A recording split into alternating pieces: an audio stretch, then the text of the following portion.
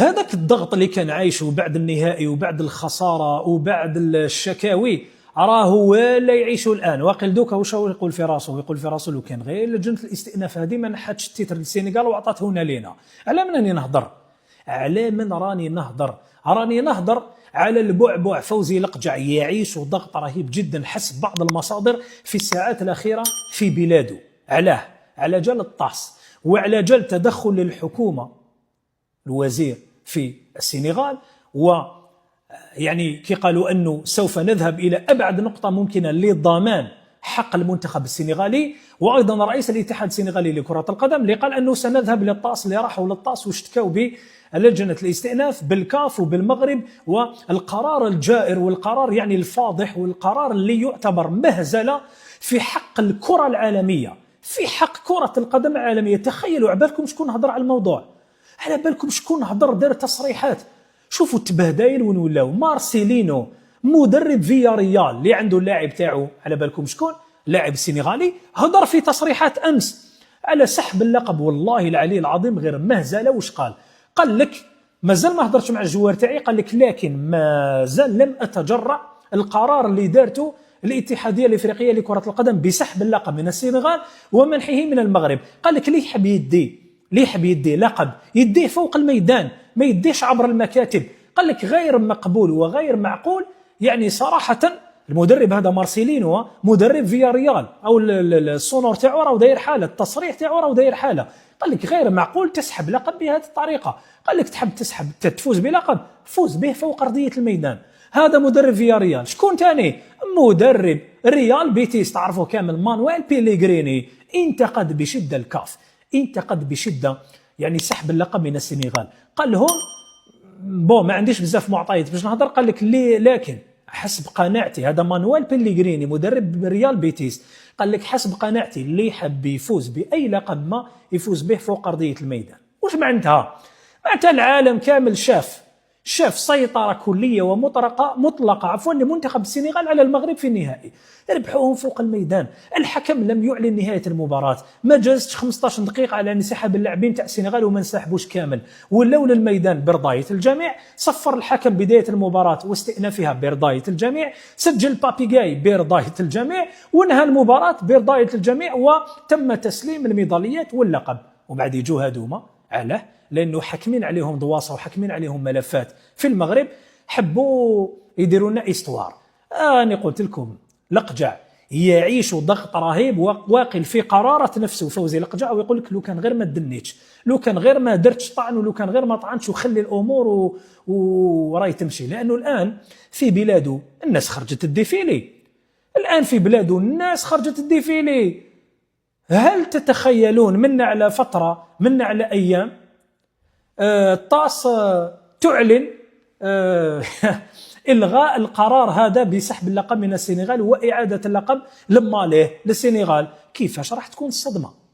كيفاش راح تكون صدمة المغاربة، صدمة الأتباع، صدمة الناس من الناحية السياسية في المغرب اللي راهي تسير في فوزي لقجع، اللي قال لهم تهنوا أنا نجيب اللقب ونعاود نردوا إلى المغرب. هنا صراحة سمعت تصريحات ثاني موتسيبي، أنا نشوفها صراحة تصريحات عار رئيس اتحادية تاع قارة كما قارة إفريقيا يدلي بتصريحات كما هذه، تصريحات وكأنه نحن أغبياء، سمحوا لي على هذه الكلمة، هو راه يسير فينا كما حب. قال لك كاين بعض الحساسية، كاين بعض شعور بالظلم، راني نعمل وراني ندير وراني. واش راك تدير؟ ما راك تعمل، ما راك تدير، ما راك تدير والو، راك دمية في يد فوزي لقجع وما زالك. لأنه حتى في الساعات الماضية والأيام القليلة الماضية قبل ما يجي، شكون واضحين، قبل ما يجي قرار الاتحاد الإفريقي ولجنة الاستئناف في الاتحاد الإفريقي بسحب اللقب من السنغال ومنحه للمغرب، كاين بعض المصادر أكدت أنه موتسيبي كان حايب يعاود يكتب فوزي لقجع، كان يتودد للجامعة المغربية لكرة القدم. هذه هي. أنت كيفاش تفسر 10 أيام قبل بطولة كأس أفريقيا للسيدات لا المغرب بانت ولا فوزي لقجع بان، خلاوها هكذاك مبنية للمجهول. لو كان جات في بلاد واحدة أخرى لو كانوا معاقبوهم، وبعد قالوا لهم معليش نديروا لكم تأجيل، ولكن راهم يسنوا بالمقابل ينتظرون خدمة من رئيس الكاف والاتباع تاعو والحاشيه تاعو اللي حاكمين عليهم ايضا امور ويسيروهم كما يحبوا. انت والله نطرح عليكم سؤال، هل هناك واحد عاقل يسحب اللقب من السنغال ويعطيه للمغرب في هذه الفتره بعد 3 أشهر من البطوله؟ ما كاش واحد عاقل يديرها، ما كاش واحد راهو في وضعيه سويه يديرها. شكون اللي يديرها؟ يديرها هذاك اللي محكمين عليه امور، يديرها هذاك اللي راهم يهددوا فيه بامور. يعني بلا هذه الامور ما تقدرش انت تتهور ودير قرار كما هذا، ما تقدرش، مستحيل. وامام مرء العالم ووسائل الاعلام والناس اللي ضحكت علينا والناس اللي مازالت تضحك على افريقيا، صراحه كاين واحد السؤال يطرح نفسه بقوه. انتم قولوا لي رايكم، نجوم المنتخب المغربي الكبار تاع المنتخب المغربي، اللاعبين الكبار، اشرف حكيمي، نايف اقرد، شكون تاني، السيباري هذا اللي قلصوا له العقوبه ولو انه يعني بهدل بروحه وبهدل بالعالم كامل على جل من شافه. شكون اللي جوار تاعهم تاني، اللي جوار تاعهم واحد فيهم ما دار رياكسيون، واحد فيهم منشر، واحد فيهم ما دار منشور، واحد فيهم ما تحرك، واحد فيهم ما زغد. وش معناتها؟ لو كان جاو متقبلين هذا القرار، لو كان جاو يعني متقبلين هذا القرار بالطول والعرض، لو كان جاو فاهمين، ولو كان جاو يعني مقتنعين به بطبيعة الحال، لو كان جاو مقتنعين به ما راهمش ساكتين دوك، ما راهمش ساكتين. لو كان دوك هما تانيهم يديروا لي بيبليكاسيون ويحتفلوا وراهم يقولوا اوكي ديناها وراهم يقولوا راح احتفلوا ومبروك علينا، واحد فيهم ما دار منشور لحد الآن.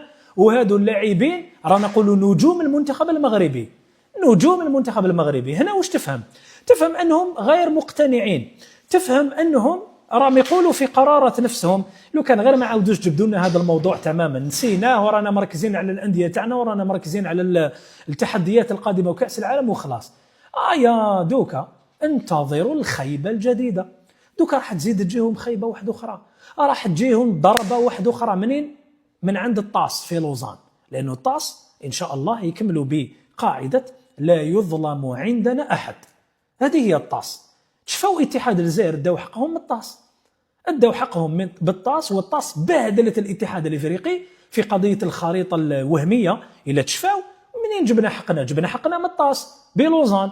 الطاس بلوزان هيئه مستقله لا احد يتحكم فيها ولا احد يحركها لا من قريب ولا من بعيد. والسنغال والاتحاد السنغالي والدوله السنغاليه راح يجيبوا حقهم من الطاس ان شاء الله. هذا هو. والضغط الكبير هذا هو اللي داروا روحوا فوزي القجع يعيشوا ضغطا رهيبا. دوك الجمهور راح يزيد يضغط عليه، لانه كي طاح القرار الناس ما خمتش، شافوا القرار انداشوا، قال لك فوزي القجع يؤكد انه يضرب بيد من حديد، يؤكد انه قوي، يؤكد انه وش يؤكد؟ راهو يبيع الوهم من جديد، راهو يزيد يعمق جراح لي سيبورتور تاع المغرب اللي يعرفوا البالون، راهو يزيد يعقد الوضعيه ويعقد عمق الازمه في الاتحاد المغربي لكرة القدم. هذا وش راهو يزيد؟ وش راح يربح؟ راح يربح خيبة جديدة، راح يربح مهزلة جديدة، راح يربح فضيحة جديدة، وراح يخسر. والله غير الخاسر الأكبر من هذا القرار تاع السحب هو الجامعة المغربية لكرة القدم وفوزي القجع بحد ذاته. لو كان جاي يخمم بعقله ماشي يسيروه الناس واحد اخرين. ومن جهة واحد أخرى الدولة السنغالية تحركت أمس، دارت بيان، قال لك الحظوظ أو الحق تاعنا راح يبقى عندنا ولاكوب تبقى عندنا. رفضوا يسلموا لهم كأس أفريقيا اللي رايحين يحتفلوا بها بطبيعة الحال. وين؟ في ستاد دو فرانس في مباراة البيرو يوم 28 مارس إن شاء الله، في مباراة ودية. اعتزمت الاتحادية السنغالية لكرة القدم، هي تاني تضرب بيد من حديد، هي تاني تزيد تضرب من جهتها، راح تحتفل باللقب بلا كوب دافريك. ولا غير كامل نكونوا مكسلين ونكونوا نشوفوا ونكونوا نفرحوا ونصفقوا لهم لا كوب دافريك، حتى راح يحتفل باللقب الافريقي في مباراة ودية امام البيرو في ستاد دو فرانس. حتى البيرو راح تحتفل باللقب. باين زين نقول لكم، انت كي تسمع تصريحات تاع مارسيلينو تاع مدرب ريال بيتيس مانويل بيليغريني، تسمع واين روني وش قال، تسمع سمير ناصري، تسمع كلود لوروا. يعني يا أخي هاد الناس هادوما هما بحد ذاتهم اندهشوا للقرار، ما فهموا ولو كيفاش هيئة كما الاتحاد الافريقي لكرة القدم تسمح بهذا القرار. وانا تصريحات باش نقول لكم تصريحات باتريس موتسيبي امس اللي حب من خلالها يعني يغلط الناس ولا حب ينسيهم ولا حب يدير روحه وكأنه يعني راه يلعب وراه يخدم على لم شمل كرة القدم الافريقية. يعني التصريحات تاعو تؤكد انه والله العظيم ما على باله كامل وصرا، ما على بالوش كامل وصرا، وهو ما راهوش قابل وصرا، لكن ما يقدرش يخرج علانية ويقول، ما يقدرش، مستحيل. والله التصريحات تاعو كارثة، كارثة كبيرة على طول الخط. تصريحات موتسيبي اللي دارها أمس. واش نقدروا نقولوا؟ نقدروا نقولوا أنه هذه القضية ما راحش تطول، لأنه الطاس إن شاء الله سيعلن عن تتويج آخر للمنتخب السنغالي من جديد. حتى التتويج على المنتخب المغربي في 76 فيه وعليه، في 76 فيه وعليه، زيدوا ديروا لجنة استئناف ونحوا لهم اللقب واعطوه للمنتخب الآخر. يعني صراحة مهزلة ولينا بهذه القرارات، قرارات غير مفهومة تماما. حتى اللاعبين المغاربة ما داروا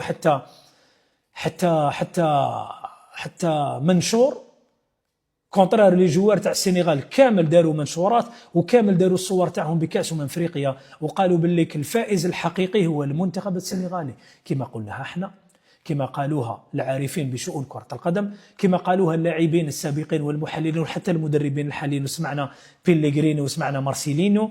وصراحة وضعية غريبة جدا، ووضعية يعني نقدر نقول عليها أنها وضعية كارثية. أنت باش تنحي لقب بهذه الطريقة لمنتخب وتمدوا لمنتخب آخر وحجتك ضعيفة، هذا الأمر غير مقبول تماما. وراحين يعني يتعرضوا لخيبة أخرى، باش نكونوا واضحين، خيبة أخرى سيتعرض لها المنتخب المغربي. وشكون الخاسر؟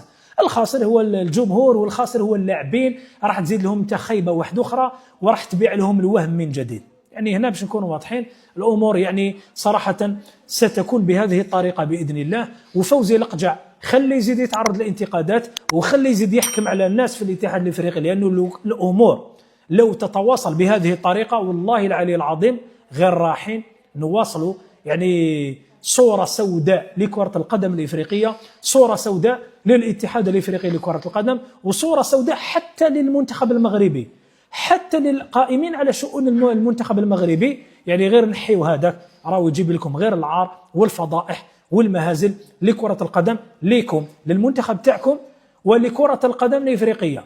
الوداد البيضاوي في 2019 تقريبا صار نفس الشيء، ما يعني حدث ولا حرج. والله العلي العظيم غير كي ما تهضر في هذا الموضوع يعني ما تقدرش تلقى واش تقول. شكرا، يعطيكم الصحة، تحياتي الجميع، خليونا رايكم في التعليقات. صحة عيدكم، سلام، تشاو.